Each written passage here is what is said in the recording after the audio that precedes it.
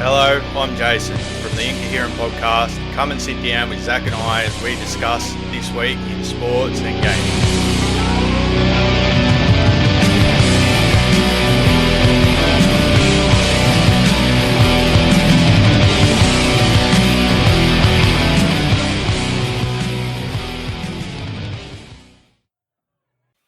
Here we are on the Incoherent podcast for episode 1 2.0 because I accidentally deleted our first episode and had to re-record.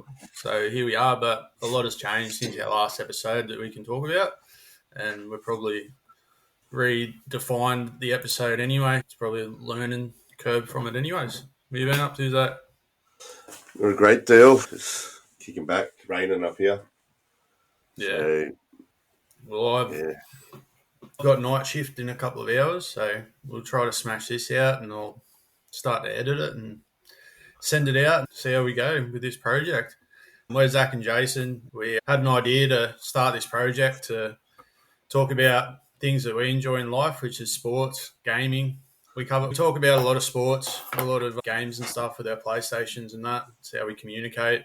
We both grew up in the Hunter Valley, but we've since moved away a few hours from each other. So bear with us. We're doing it over the internet. I work in the mines, so I've got a pretty decent roster that I can sort of work it around. Zach works for himself, so it might be a bit touch go with what he does anyway. So one thing I noticed this week, though, the Raiders getting beat by 50 points. Do you think that includes our voodoo of no team has ever won after being beat by more than 50 in the regular season? yeah, well, I think Sticky's in a bit of a sticky situation down there with that one, but I think the Raiders, they're a professional outfit, and I think they'll be the first team to go on and break that voodoo. Yeah, I believe so too. I think they've earned the favouritism to win the competition. But in saying that, looking through all 8 of those teams, if any of them go on a run, any one of them could win on the day. Even the Warriors, they've got the Panthers at home in the first round, but it's still a big task to go over there during a final series to beat them. I know they've been a bit down lately, but I think they got most of their team back that they could prove an upset, to be honest. Yeah, well, big task for Penrith to go over there, but I think, again, Penrith, too much class. They've won 4 in a row and been to 5 grand finals in recent years. That I think they'll cruise past Warriors. To be honest, I think Warriors are going to do themselves any justice this year. I think too many injuries in key positions are going to hurt them. Yeah, well, I think the Storm and the Panthers have the experience in finals. That's what they've got going for them. It is a completely new competition now. Once the competition full finishes and you start on the finals, it can be anything. You know, like the Roosters could go on a run. That wouldn't surprise me. Panthers could go on a run quite easily. But I think the Storm and the Bulldogs have proved in the last couple of weeks that they're not quite there. The Broncos, they go down and face Canberra in the first week, but they've still got players to come back and they've got a second bite at the cherry. So they'll probably go on a little bit of something as well. Yeah, other than that, I think the competition as a whole has been pretty good. Pretty good season, to be honest. Like, it's been fairly close up until the last couple of weeks. I know those bottom 3 teams kind of fell away. Pretty tight the whole way through the season, and top 8 I think just got finalised on the weekend with Roosters wrapping up 8th spot. But new season now, and see how everyone goes. Yeah, I'm looking forward to seeing the first game on Friday, the Storm and the Bulldogs. Should be a good game. Is there anything you noticed this week that you wanted to talk about? Laurie Daly being announced as the coaching advisor for Manly, and how it's going to affect, well, I think how it'll affect him with the New South Wales coaching role. But we'll see how that one pans out in early next year. I don't think it's going to necessarily affect him. Like, he's in there to help Manly. I think it'll be a good contribution. But you know, Laurie was New South Wales coach up against probably the greatest team ever assembled. To be honest, like as much as it hurts me to say that, he was a bit unlucky in those seasons because a lot of those games, a lot of those series were a lot closer than what people remember as well. So it's just one field goal or something away, and it doesn't look the way it is. But they used to be able to manage a game unbelievably. All those players through Thurston, Cronk, Lockyer, Smith. It was a pretty big task, and we should really see that. We got to experience something that was great, to be honest, and that's what this is all about. We love sport. We love seeing those great moments, and I think Laurie will add something, and I think it'll also help him with translating that to his New South Wales role because he's seeing the ins and outs of an NRL club. Like he's done some work with Craig Bellamy this year. That's the same sort of thing. I'd say you'll have Craig Bellamy back doing an advisory role as well this year. So I think it's pretty positive. I can't think of another coach that's really outstanding for the job anyway for now. So I'm happy to persist with Laurie for another year, and if he wants to go into the Manly system, I don't think that's a bad thing. To be quite honest. Oh, I just think I look at Queensland and their dominance with Billy Slater as a coach at the moment, and separating himself from the NRL, and we seen with Madge how he did with New South Wales when he had no ties to any other NRL club. It was still a lot easier for him just to focus on that sort of 10-week period. And yeah, Wasn't I think he? Wasn't he still working with Canberra during that, or did he set the ties? no, I'm pretty certain Madge just was New South Wales only. Might I won't look into it now, but if anyone knows, that's another thing with this podcast. We want your interaction. We want your questions. You can send through some questions and stuff to our email, the incoherent podcast at outlook.com, or on Instagram or Facebook, just the incoherent podcast. Send things through there, messages, ask us questions on there.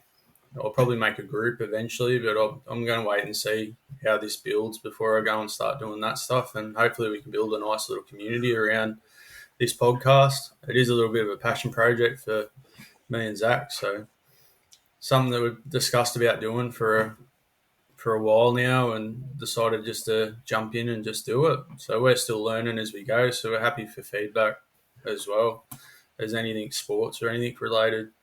So this week I've been on the PlayStation and giving college football an absolute hammering. And I think most people would know that it follow the series, but if you don't, the college football game and the Madden football game, both made by EA, they're connected. So you can start out with a player in a high school to get sent offers to go to colleges and all of that and select your college and build your career through the college system. But then you can also transfer your stats and your player into the Madden game, go through the combine, get drafted, and play in the NRL. And the thing that really stands out for me, it's not really something that's ever been done before. I know they did the same thing last year, but I think they've really upped it by adding that little high school factor. You can go onto a website, make your own high school that you can play for and stuff like that as well. And I just think it's a real genius thing. And I've been given an absolute thrashing, not very well, mind you, but I haven't seen another game that's come close to that sort of immersion.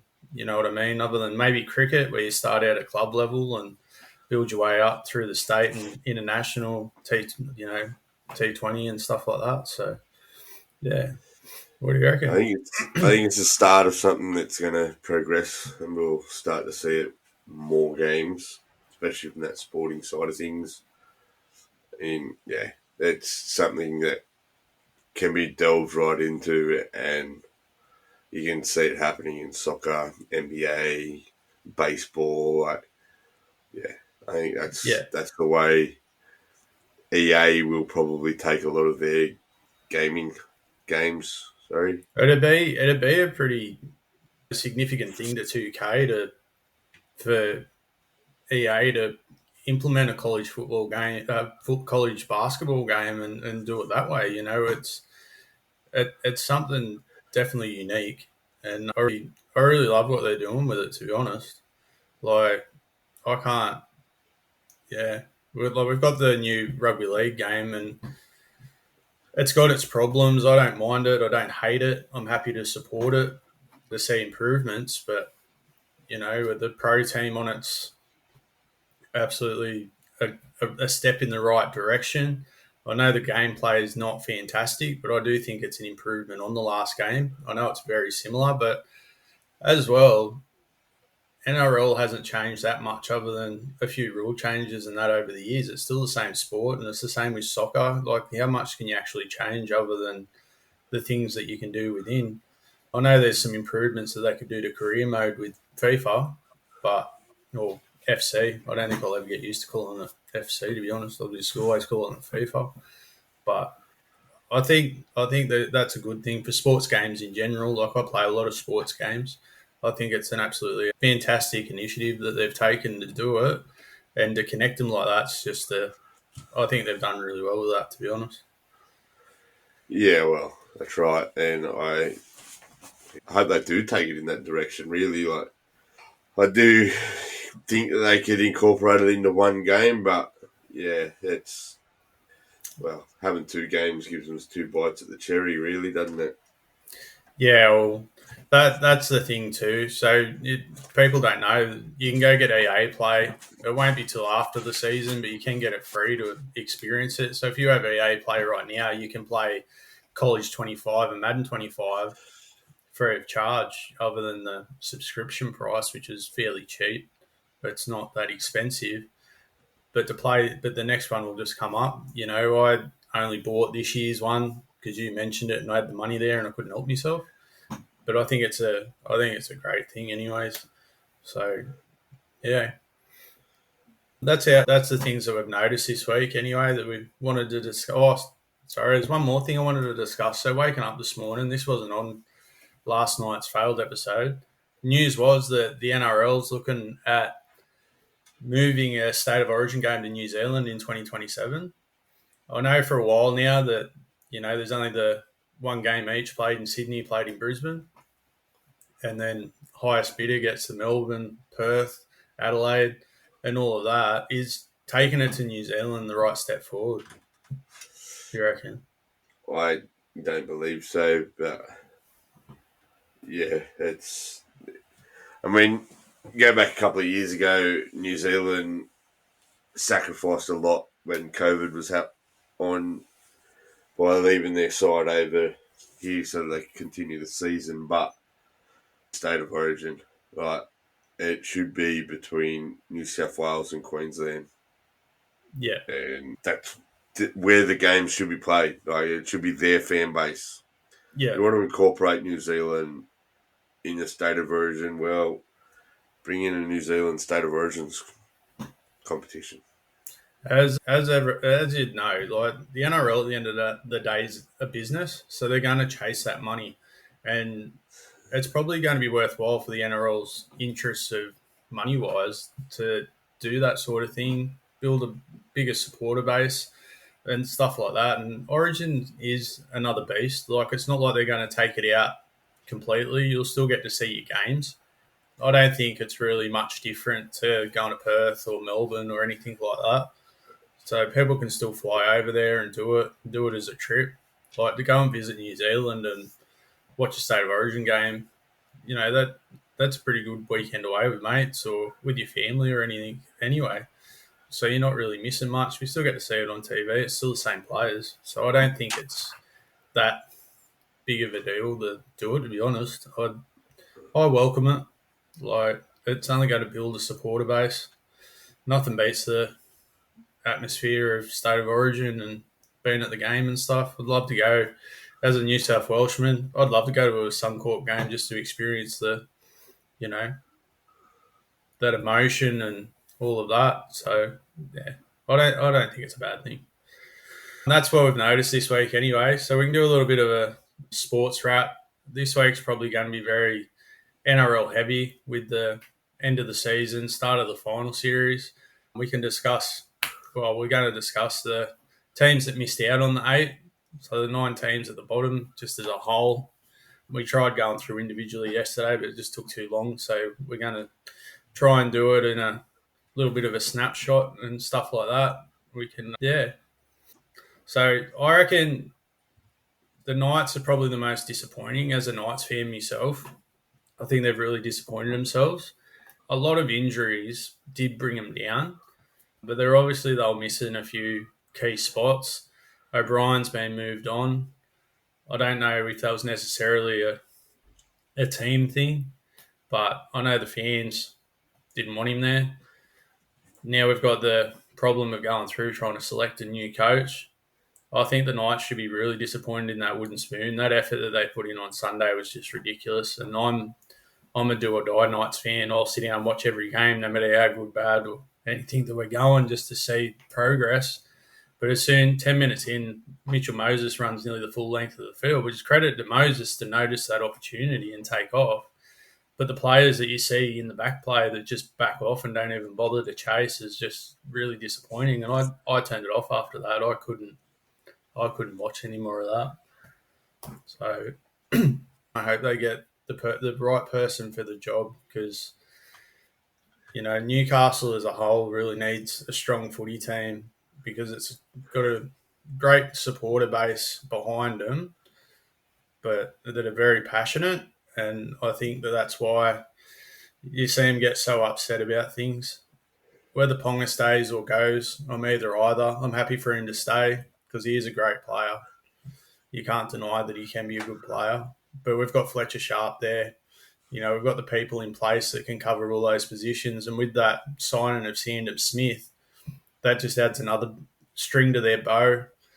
Dylan Brown, I don't want to say too much on that, because honestly, until next year, we're not going to see how that pans out, because we don't really know how he's going to play. People saying, well, he's a 5'8", is he going to play halfback? I've heard people say Fletcher Sharp's going to play halfback. So, yeah.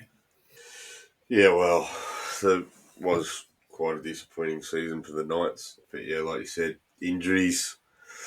And that goes with a lot of those bottom 9 teams, injuries to the right players at the wrong time. And yeah, I mean, we're always going to see it. NRL's getting faster and faster every year. So, we're going to get injuries, and it's part of the game. But the Knights just didn't have the depth this year. And Yeah. it was same as Souths, same as the Cowboys. They didn't have that depth to their squad, and it's disappointing to see those top 8 teams or top 10 teams really drop right off. Yeah, and that's the disappointing thing. It's the depth. So when you look at the contracts, like Ponga and Dylan Brown are on a mountain, that takes away from your depth. So your juniors have to be well coached to have that next man up mentality, just like Penrith do. Like, you're going to pay for these top players to try and improve your team. Your junior development needs to be top class to be able to counter that and still have a competitive team. Otherwise, it's going to take too much away.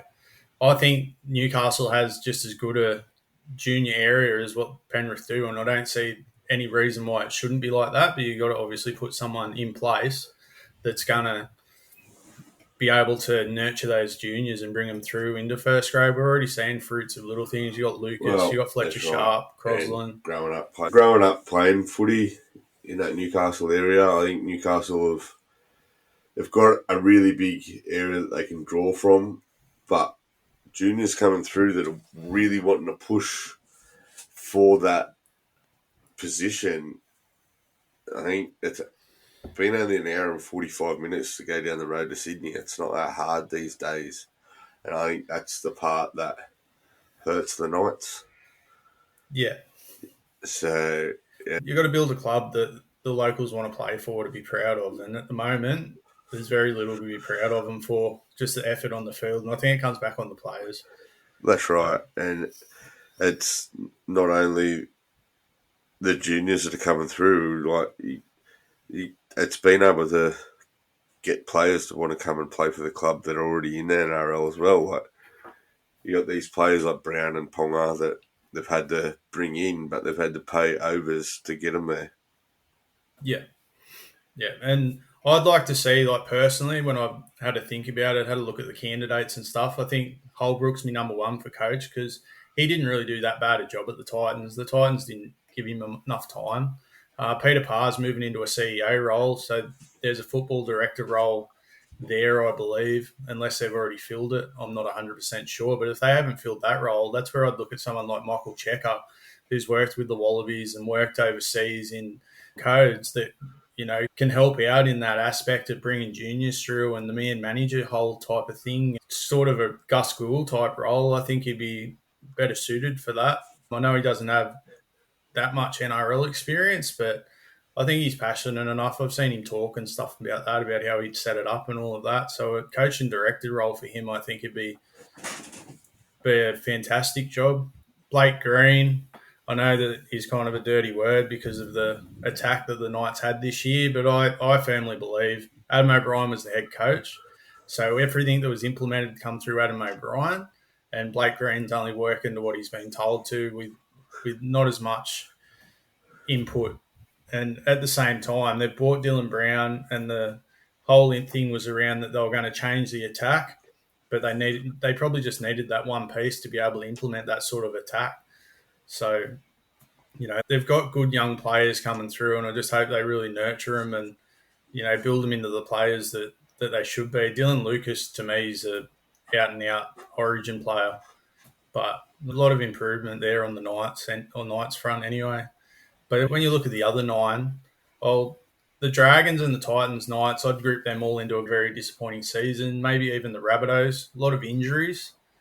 Losing Humphreys is probably a big factor in that. Plus a rookie halfback, not many games under his belt, but he's obviously going to be building into a very, very good player in the future. So I think they'll be right going into the 100%. future.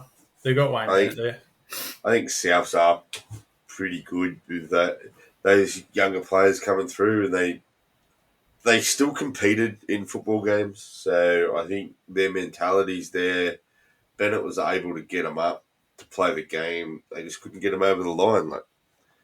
But yeah, again, Yeah, injuries well, to key players. So I think for Souths, from an outside perspective, looking in, I think Jai Gray's a big plus for them. And I know Wayne Bennett says that Mitchell's his one. I'd like to see Jai Gray stay at one. Otherwise, South are probably losing.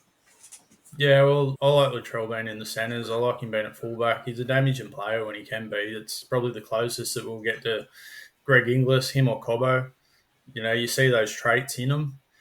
I've always had big raps on Latrell Mitchell, but obviously his off-field stuff and stuff like that lets him down sometimes. His suspensions, injuries, but I don't think they're in a bad position. They'll improve. The Eels, I'll jump up a little bit. The Eels, obviously, Mitchell Moses is a main part of that attack. And as soon as he come back, they've skyrocketed back up the ladder. So I think Jason Riles has done a pretty good job. He's got rid of some dead wood. He started bringing through some youth and stuff like that. And I think next year or the year after, you'll start seeing the fruits of his work. I think he's going to improve that Eels team and prove it to be a good decision to take him on and move Brad Arthur on anyway. And the same with the Tigers. I think the Tigers should be happy with this season. They've risen off that wooden spoon, three wooden spoons that they've come from, finished there in 13th. You know, I think it's a big improvement. I think Benji's going to be that person to build that culture and bring these players in. And it's yet to be seen. He's still a young coach, but it's still going to be yet to see whether or not he's the coach that could take him to a premiership or even into finals. But it's a good working process. Yeah, that's right. Benji's Tigers through and through. So yeah, I think he is the right person for that job at West Tigers. Whether he's the coach that wins them the next premiership or not, well, that's yet to be determined. But he's definitely got them going in the right spot. As for me North Queensland Cowboys, well, they were a bit of a disappointment, falling from fifth last year to 12th this year. But yeah, the injuries to that forward pack, losing McLean and Tamalolo through the middle part of the year, and then 7 players off playing Origin. It hurts, but again, depth really is a big thing. I So think it'll be interesting to see how they go with another full preseason with those few young players that yeah, made their debut this year. They're only going to get better, those younger kids. So yeah. I've got and a. I can look at the West Tigers and I can see like the same sort of thing as what the Bulldogs have done. I think they're on the same sort of trajectory. So I think they're in a good place. I think they're only going to get better from here. They've got Kai Pearce-Paul going next year, who's a decent player. Don't think he was utilised well enough at the Knights. I think he can only get better, and maybe that's the team for him to get better. They're a lot more exciting attack than what the Knights are, so it should create more space for him. I yeah, believe, but I'd be happy to say from 14th through to 9th, where the Dolphins are there, none of those teams need anything drastic like a rebuild or anything like that. Injury's been the main cause of it. The Rabbitohs lost a lot of players through injury. The Tigers have improved from what they were last year. They're only on the upward. Cowboys had a few injuries, but they've got players like Purdue, Dearden. They've got good players around there that's going to improve it. And the Eels with Mitchell Moses, just completely different team. Sea Eagles lose DCE, but Fogarty's not a bad replacement, and might free up some salary cap space for them to make some moves to bring in some more players and just well, change the dynamic. that's right. Fogarty coming in there, he plays different to DCE, so their attack will change a little bit, and it could be for the better. Like Tommy Turbo's been playing with DCE for years now, so bringing in a new halfback and a new general into that side, Fogarty could quite well open Luke Brooks and Tommy Turbo right up. Man, is an interesting one to keep an eye on for next season. Yeah, yeah, and the Dolphins, I think they make the eight next year. I honestly do. They get a bit more depth in there, move some things around because they're only 1 or 2 wins away from being in the eight this year, and for a club that's only been around for 3 years, that's a pretty decent standing, and proves that there is enough players to support this current competition. As for the Bears and the PNG teams, I personally believe there's plenty of players out there. You've just got to put the right people in place to coach them properly. And each NRL team only has a top 30. Those top 30 are the players that are training full time with the squad and stuff like that. And then your players in Queensland Cup, New South Wales Cup, they're the part time working. They're not full time training with the first grade squad. So some of them players pick up contracts as a full time rugby league player. They're only going to get better from there, I think. So I believe that the competition as a whole is in a pretty good spot.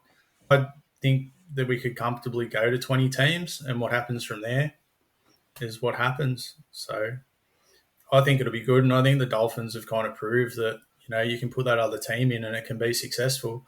I know the Titans are a little bit of a downer, but there's the Titans don't seem to give coaches or enough time to build anything around that club.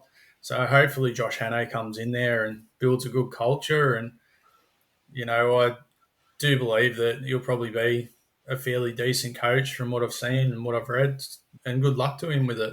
Like, you need to have a close competition, and that's what brings excitement. That's what brings views, and you want all your fans watching their team succeed. So hopefully these teams will be on the bounce back for everyone next year, and it's a lot different discussion. Yeah, well, that'll be quite nice to see the Cowboys go back up there, that's for sure. Yeah. I, Oh, I mean, I think it'll be good to see the NRL ladder change a little bit. Like we see in multiple other sports throughout the world that it could get quite repetitive with the same teams in the same positions all the time. So yeah. having these teams drop in and out of the eight, and then it's good. Like it's in the right direction. That's one thing with what I've found following the NFL. I've been following it for the last couple of years, getting really into it. Is how they implement their draft and their trading systems and just the way that they run their competition. That I know that the Chiefs have been in a fair few Super Bowls lately, but that's just a well-run franchise, to be completely honest. And there's a few teams that aren't as far behind them as what you might think on that perspective. Like the Bills and the Ravens are sitting there right behind them in the same sort of thing. The Eagles are the current champions. I thought the Chiefs would have done it, but they didn't. But that's one thing with the NFL. They have their draft where, they trade their draft picks, but usually the number one pick is for that team that comes last overall. They get that first selection at the best college player that's coming through. I I'm all for implementing a draft into the NRL and making an event around it. I know why people don't. American sports and Australian sports are two completely different things the way they're run, but it does work well. I know in AFL they have their draft and they've got their rules around that draft. It's not quite what the American one is, but I'd love to see them implement that sort of thing to help build up these bottom teams so that they're getting these star players without overpaying for it and blowing their salary cap out, because that's basically what happens. Like those teams like the Knights and the Titans for sure have to pay way more than what they really should. Like to be paid to play sport in Newcastle and the Gold Coast, for me, somebody that doesn't play professional football, I'd I'd be happy just to do that. Like those two places would be outstanding to live in and get paid for. It doesn't really make much sense to me. And the NRL come out this week and said about they're thinking about implementing a wild card round, which is also an NFL thing. I don't think the competition's ready for that. I think you need a few more teams. And I think once you get to that 18, 19, 20 realm, I think you've got to cut down, because as it stands, it was the top eight are basically the half of the competition play finals, and then you're going away from that. Or would you rather see the competition like minimise that so that it is fewer teams that get that finals berth? Go to the EPL side of things, and if you're going to go to more teams, you could just scrap the final series, get a few more rounds in, and at the end of the season, if you're good enough to be on top, you're good enough to be crowned champion. Yeah, I do think that it's underestimated when a team wins the competition. But at the same time, EPL has promotion and relegation. I don't think that system works from an NRL point of view, and I don't think the Australian public really get that sort of mentality. They want that finals, they want that underdog to win that grand final. Where the NFL has their conference system and you can minimise the rounds. I don't really think that every team has to play each other twice. I think you can get away with each team plays each other once, have 19 rounds, and then have a final series off that. If you didn't split it up into conferences, but if you're going to do conferences, I truly believe that you should have a draw at the start of the season to pick which teams are in which conference that year. I don't think you can regionalise them like the NFL is, which it really isn't. They're kind of here and there, doubled in. I still haven't worked out what the system is for that. So Yeah, conferences.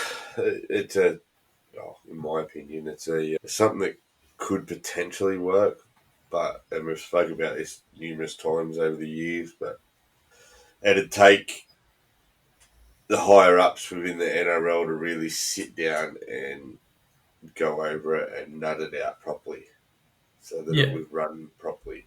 I think you just want your best chance at a close competition, and the draft's only going to work if you take away the junior development away from clubs and have clubs stand on their own, and the NRL runs a separate competition in like an under 20s type format where they don't, the NRL runs it, not the clubs. Like the clubs don't run the juniors, and that's the way it's going to, because then you don't get the teams like Penrith and that.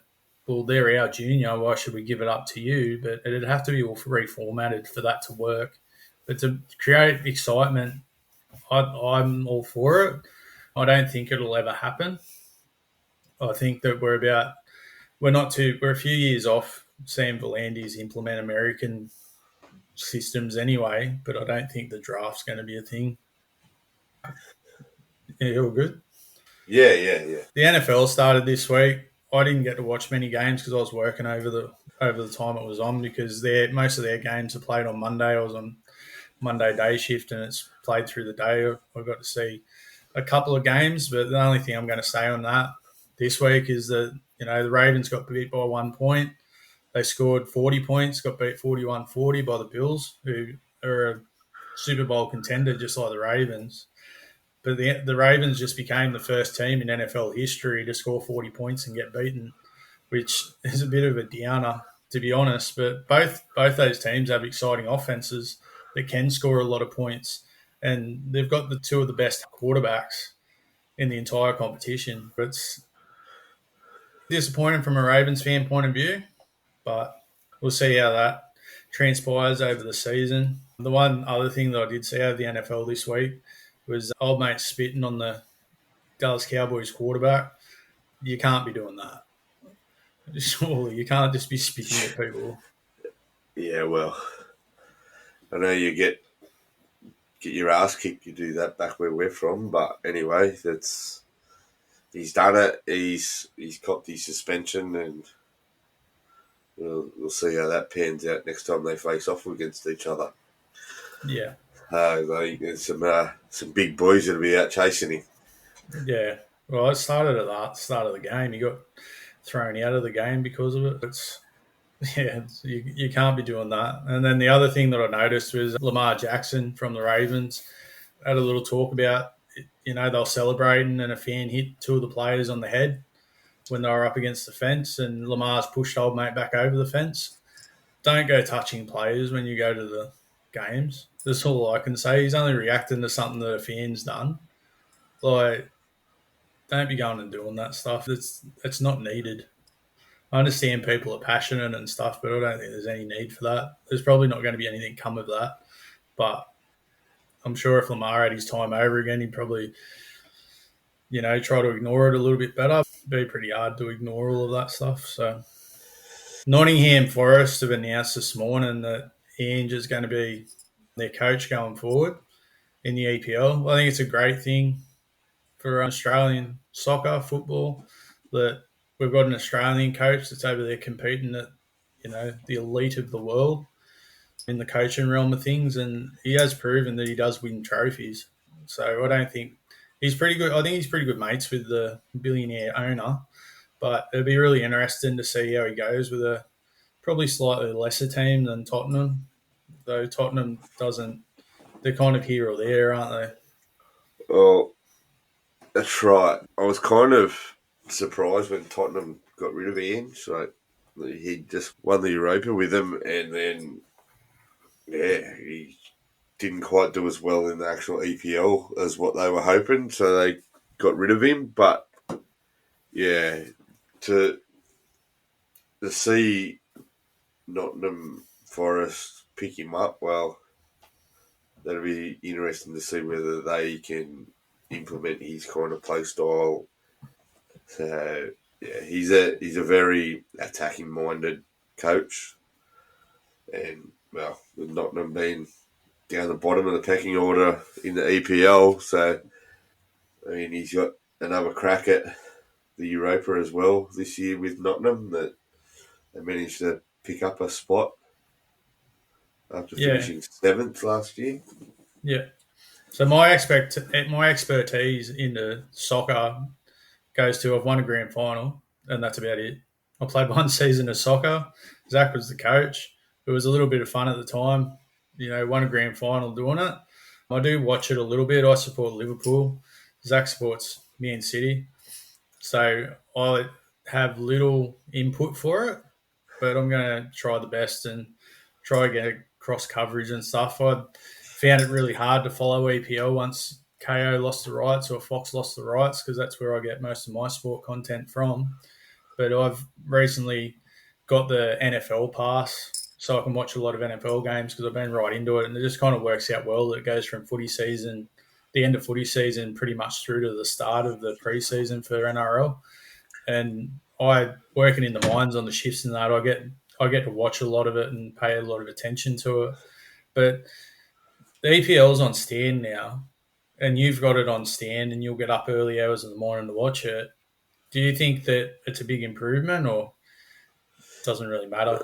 Nah, it's not much of a change. It's just different streaming rights of Stan taking over than what Optus had. But yeah, it's I don't. It's no big change there. Yeah, I hate the fact that different sports have all of their coverage on different apps and different streaming services, and it's bad enough that there's TV shows and movies and that are you got to go through six different streaming services just to find what you're looking for. It's a little bit annoying. But I've found with the NFL Pass that they don't show every game. But in saying that, I haven't sat there on a Sunday to see what it's all about, and I'm looking forward to sitting down on a Sunday and seeing what games they have and whether or not it's going to be beneficial to me because it is quite expensive. But I will say that it does have those little extra things on there, like documentaries and stuff like that, because I love sports history and stuff like that, and the NFL really gravitate towards watching the history of that and learning about it. It's just through the history and learning about Baltimore that I even became a Baltimore fan to begin with.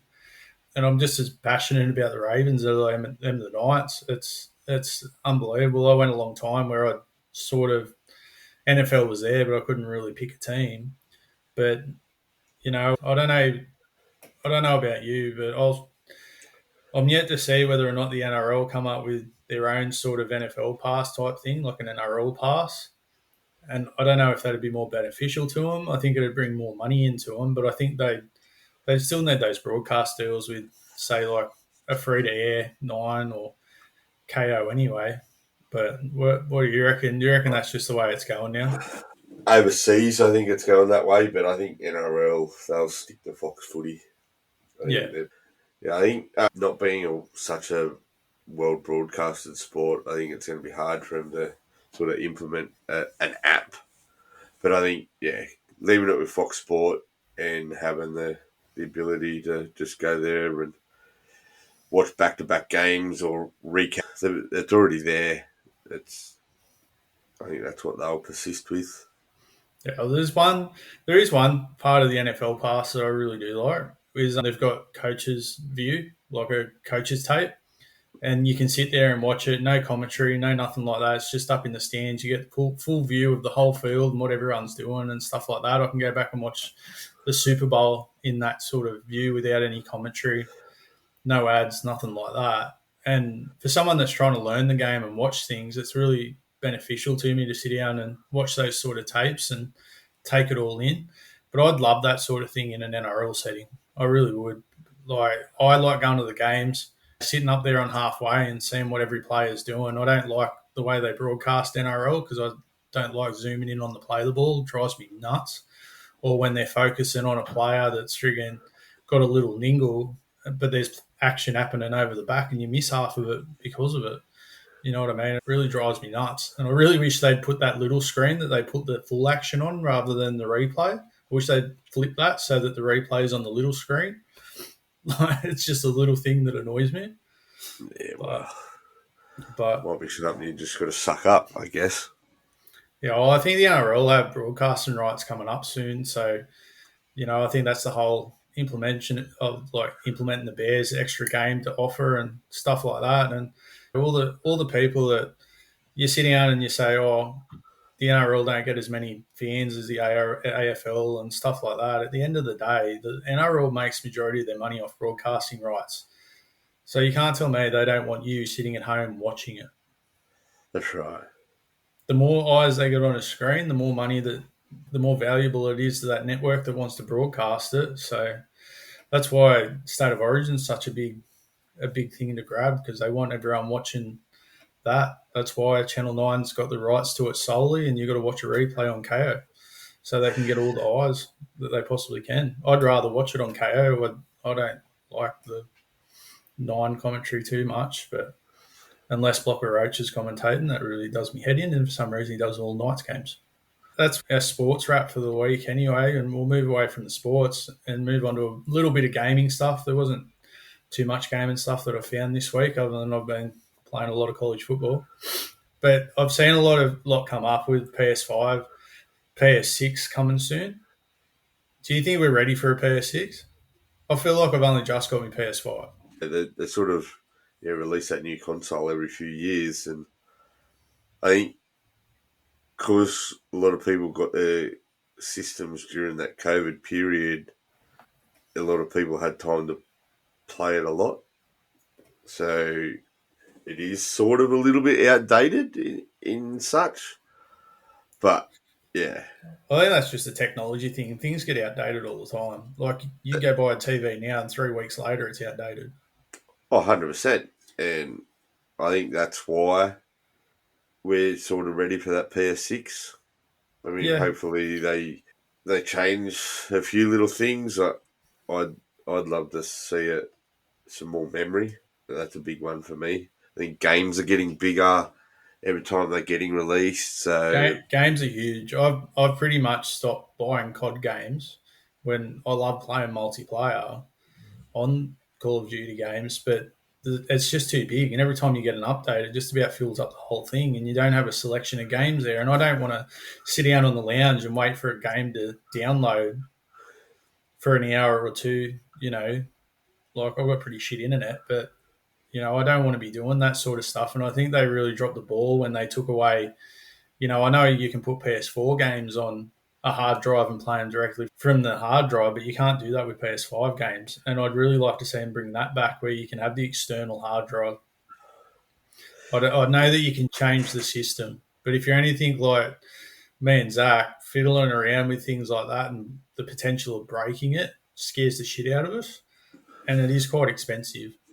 Like, you know, I'd probably bring put bring a back the memory card. Memory card would be pretty sick. Not really. go go go retro. Implement the old PS1 and PS2 when they bring out the new PS6. Yeah, well, you know what I did notice is that the only thing that I found on a PS6 is that they're thinking about having a detachable disc drive. Now, I've got a disc drive PS5. I bought that intentionally because I could play my old PS4 games on it, and I had a heap of discs on PS4. I have very minimal PS5 discs. Most of mine are downloaded straight from the PSN store. Do you really think that we need discs this day and age? No, I don't think we do, and I also don't think that a game should cost as much as what they do when you don't get that actual disc, like something and it's strictly just downloaded to our system. I Yeah. think doesn't need to be $140 when I can go to EB Games and buy the same game with a disc for $140. I'd love to see how they work that out, that it's the same price on the store when you've got shipping, you've got marketing, you've got all of that other stuff, but you can just download it. Like they don't have to make the disc, the case, the marketing would be just the covers and stuff like that when they can put it straight onto the thing and you just download it. Like Yeah, most people have internet these days. yeah, I and I I do understand like they've got to make money so that they can then develop yeah, more games and whatnot. But but there is it, a point of getting greedy. that's right. Like if it's a $100 game and they knock it back to 80 because you're going to buy it online rather than buy the disc version, Yeah, I think they'd have more sales. yeah, yeah. But Um, that and then also yeah, no, you're right. Yeah. I've lost the train of thought now. No, I was just going to say, like, the part of just doing this, like, it brings me on to my next point. That's all. It's kind of a good segue. Is that a lot of games these days are remakes. And I understand the nostalgia. I've got a heap of remakes that I play all the time as well. Like, I'm not saying that a remake's a bad thing. But when you got something like Metal Gear Solid, where they've come and made a remake out of the Snake Eater game, they haven't made a Metal Gear Solid game, standalone game for ages. Like, would you rather them go back and remake that game, or would you rather them have a go at a new game? I'd like to see them develop a new game. I think, but yeah, it's I understand why they remake a lot of those games with the new technology coming out, and it's yeah, everything's sort of high definition now. So Yeah, I can making understand. those older games, revamping them to suit that high definition resolution, it is a good thing. But again, yeah, I'd like to see them I just have a want a remake. new experience. Like there's good games out there, you know, that the series of them kind of works with that. Like I know that you're all for a remake of Need for Speed Underground too, 100%. and I'm all for that because that was a great game. But if I was to go down to it, I'd rather make a Need for Speed Underground 3 and have a completely new sort of thing to it. You know, That's right. have a They new definitely story. could. I think that'd be a more financial type thing to go towards rather than upgrading Need for Speed 2. Because Need for Speed series, when you go through them all, they're all over the place for different things. And that Underground series was literally street racing. It was Fast and the Furious. It's what was big at the time. And you could do so many customizations and all of that. And I know they've tried to do it since, but it just hasn't quite hit the same. But I'd love to see them go back to that same sort of formula with a little bit of a upgrade to things and stuff like that, you know. But I'm I love me racing games, but I'm more these days I'm more Gran Turismo or the Project Cars one was pretty good till three that completely changed it. But I like those realistic pit stops, because I love supercars and stuff like that. But I'm more for the longer endurance races like Bathurst and stuff like that. That's what gets me excited, and that's what I want in a game. I want that side of things, and I think there is a few games that are coming out soon that sort of come around that. Assetto Costa, that that's in the right domain. I find it very difficult, but I've got the VR there, so I love playing Gran Turismo with my VR, and I'd love to get a steering wheel one day and have the full immersion of it. I think that's an absolute win for Gran Turismo where they went on that. I know not everyone likes Gran Turismo, but I quite enjoy it. I put a lot of hours into Gran Turismo personally. As long as you're playing Gran Turismo and VR, you'll keep your hands out of the fan above you. Yeah, well, that's true too. So nobody on here should know, unless you know me. But yeah, I started the year playing VR and having a great time until I stuck my hand in the air and hit the ceiling fan and cut my thumb off. So, well, broke my thumb in the fan and cut it in half. So, yeah, that wasn't. I don't recommend that. So, use VR with caution. Which, while we're on the VR thing, I haven't got it written down here for us to talk about. I think they put a lot more effort into the VR concept. I think that it can really go somewhere. Like I've played Resident Evil and stuff on that VR, and it's so immersive. Like even to the point of I'm sitting there getting chased by some big bitch, and my missus grabbed me on the shoulder at the same time. That scared the absolute living shit out of me. But it just shows how immersive it is. You put the earphones in, and you just go onto it, and for a story mode game and the way to do it. I know some people get sick with it. I got motion sickness when I first started using it, but you build a tolerance to it. You need to sort of stick with it and don't play it for too long, sort of. But it ended up that I was sitting there doing friggin', I was that bored when I friggin' cut my thumb off because I couldn't work, couldn't do anything. And I was sitting there playing Gran Turismo and I'd done a full Bathurst. Like, it took hours, obviously, but I could sit and tolerate it.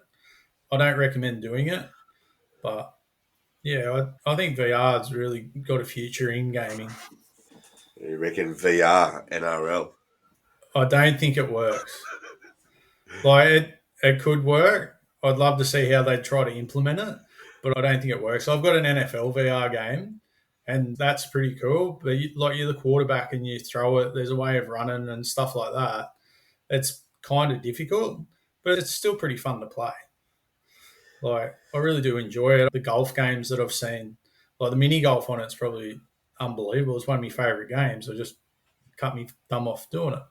But you can get other golf games on it that you know I like playing golf, and me and you we love playing golf. We go play golf together, but to have that opportunity when it's we can't organise to go and play an actual game. To be able to jump online and play against your mate and play at friggin', you know, any golf course in the world, I think that'd be unbelievable, to be honest.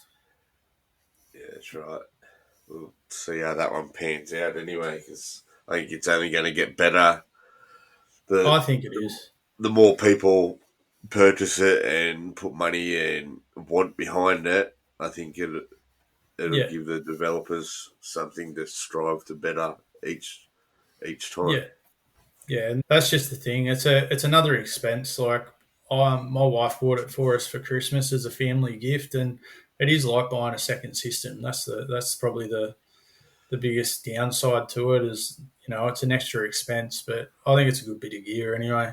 I I wouldn't get rid of it. I haven't played it in a while. I haven't really had much time, but you know, I'm slowly letting the catalog build up a little bit because when I first got it, there wasn't too many games that you could play with it. But if you're going to give it a go, though, I do highly recommend the Resident Evil ones if you like that sort of horror thing because I thought that was absolutely fantastic. But yeah, I'd like to see them go into the fully developed games rather than the sort of indie novelty games like the NFL and the mini golf and that. Like to have a full thing would be probably an improvement on it, and hopefully more developers will take on that task because there is a few games that are full ones on there. They're just a bit more expensive, obviously, but yeah. Anything else that you've noticed in gaming this week? Nah, not really. Yeah, there's a couple of newish games that I'm probably going to have a look at over the weekend, but yeah, I'll get back to you guys next week on that one. Yeah. And if you're wondering how we find time to play heaps of games and watch sport, we play games and then watch sport on our phones. So it's always in the background, unless it's like a big thing we want to watch on the TV. But, you know, we still have time for our kids and families and that. And we're not just all this. So, yeah. All right. Move on to the next thing. Our bold predictions. Zach, what are your bold predictions for this week? My bold predictions. First one this week, I think Sharks are going to fail at another final series. The Chooks are going to go to Shark Park and knock them over. I think it'll be a nice tight game, but I think Roosters they've built something this season, and the back end of this season they've just been firing on all cylinders. So, but yeah, bold prediction: Roosters to beat the Sharks by 4. Yeah, I honestly believe all the games starting this week, this final series is going to be close. It's going to be tight, and it's going to be well worth watching. And I'm glad that I'm off this weekend to be able to watch it. Next bold prediction is Doggy started the season well, leading the competition at one point, but I think they go out in straight sets. They get beat by Melbourne in Melbourne, and then week 2, I think they fall on the same side as Penrith, and I think Penrith will knock them over in week 2. So yeah, Doggies out in straight sets. Do you stick by that if the Warriors get over the Panthers in New Zealand? Well, that'd make for a very interesting game between Yeah. Warriors and the Dogs. Well, it's your bold prediction now, so it's locked in. Can't go back on So, it. and number 3, bold prediction. It's a Manchester derby this weekend. Manchester City 3-1 over you. 3-1, you reckon? Yeah. Yeah.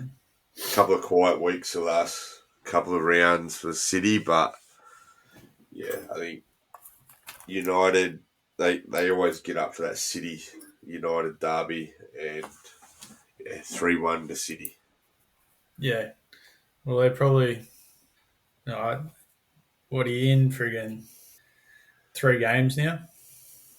Yeah, 3 games in, so round 4 this week. And sitting Well, in 13th, so they've lost 2. yeah, So, yeah. I don't know. I think Liverpool are on a good trajectory anyway, 3 from 3. So, yeah. It's my bold predictions for this week. I've got at number 1, I think Canberra are going to win in Canberra against the Broncos. I know that's probably a little bit of a cop out, but because Broncos are a little bit under strength, but I really don't think that the Broncos can go down there and beat Canberra. I know that they're going well at the moment, but I don't see it happening. I think the Broncos are playing next week. I think Reynolds and Miam come back next week, and that's the thing about the Broncos. They've got those players to come back. They could do anything from here on out, and it wouldn't surprise me if they went on to win it. It wouldn't surprise me if they went out in straight sets. It's just the Broncos are just one of those teams. But if I'm a Broncos supporter, I'm probably believing in Madge, and he's going deep into the finals anyway. Close game, you reckon? So I think all the finals games are going to be close and good. I think it's going to be a good weekend of footy, to be honest. Get around it. My number two is the Ravens will bounce back from their loss to the Bills against the Browns. And I think Derrick Henry will run for 200 plus yards in that win. Derrick Henry, obviously an absolutely phenomenal player. Between him and Lamar, that's scary for a defense to come up against when you can hand it off to him, or he can run himself, or Lamar can throw himself. It's a really rounded out offense that they've got. So they've got Hopkins and Flowers there that are pretty good receivers as well. That'll probably take him. I'm planning. If I was going to have a real bold prediction, I'd say Ravens will win Super Bowl. I'm dead set in belief this year that this is our year. So it's not my bold prediction. I'm just going to bounce back. But yeah, we'll see how we go. I'll give it a couple of weeks before I unleash that. And my number one prediction is that the Incoherent podcast will get 25 listens in its first week. This being episode 1. And for that to happen, people that are listening and got this far through our dribble and probably realise why it's called the Incoherent podcast is if you can share, tell your friends, come and join us. Like we said, we want to try and build a community around this whole podcast and have people that we can discuss about sport, games, set up tipping comps, super coaches, online games. We've both got the PlayStation. We've both got laptops for gaming and stuff like that. I don't do much on my laptop unless I'm, a football manager, and city building sort of games is sort of what I leave that for because I like the mouse control of it. But yeah, if you can go and have a look for the Incoherent podcast on Instagram and Facebook, give us a like, give us a follow, give us a share. This episode, I'll post that up on both of them if you could give that a share and see how many people, see if we can build this podcast into something and really get around the whole thing of sports and gaming. So, yeah, that'd be great. Have you got anything else? no, that's pretty much it for week 1. Next episode, you won't delete it. We'll have just be able to release it on time for a Thursday release each week. And obviously with work commitments and family commitments, that could change. But yeah, we'll let you guys know. So we're going to try and record every Tuesday, except for when I'm working night shift on a Tuesday, because obviously Zach will be at work when I'm at home. So we're going to move that to Wednesdays, but we're hoping that we can have a consistent Thursday release for every episode. We're thinking about doing a bonus podcast for when big things come up that we feel needs a lot of discussion, say a State of Origin game or something like that, so that we're not wasting time to discuss other things and boring people and things. I know this week was very NRL based, but that's the exciting thing that's happening at the moment. And, we know a fair bit about NRL. We know a fair bit about other stuff, but yeah, we'll just see how we go. And this is a big learning curve for us, and we're happy to jump in and give it a go. And we just love everyone's support with it, really. I've had fun doing this. I know that, this is our second attempt at a first episode, but I think we learnt from yesterday's episode anyway, and I think it's a lot more free flowing. And we cut the time down, and we got to discuss a little bit more, so we could cut some of that stuff out. Yeah. Anyway, till next week. Thank you for joining Zach and I on this week's episode of the Incoherent Podcast. we will be back next week with another episode talking about the week of sport and gaming. You can follow us at the Incoherent Podcast on Facebook and Instagram. You can also get in touch with us via our email, theincoherentpodcast@outlook.com. Feel free to message us if you have anything for us to discuss in future episodes. Till next week, it's bye from us.